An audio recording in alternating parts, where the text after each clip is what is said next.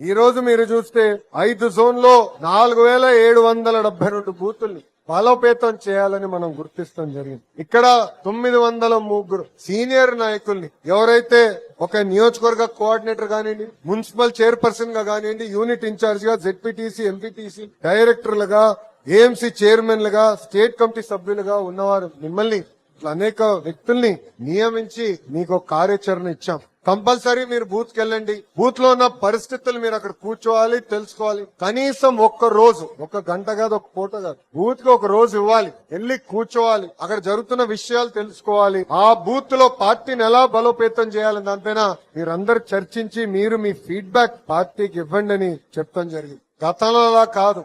ఈ రోజు మీరేమైనా పార్టీకి ఫీడ్బ్యాక్ ఇస్తే చాలా సీరియస్ గా తీసుకుంటున్నాం. మీరు మాకు పంపించిన ఫార్మ్స్ అన్ని మేము చదివాం. దాని తర్వాతనే ఇక్కడ ఒక వర్క్ షాప్ ఏర్పాటు చేసి వేదిక ఉన్న సీనియర్ అందరితో ఒక ఓరియంటేషన్ కార్యక్రమం క్రియేట్ చేసి తిరిగి మళ్ళీ మనం ఆ బూత్ ని శాశ్వతంగా ఒక కంచు కోటగా ఎలా తీర్చిదిద్దాలని దానిపైన ఈ రోజు ఈ వర్క్ షాప్ ఏర్పాటు చేసుకుంటాం జరిగింది.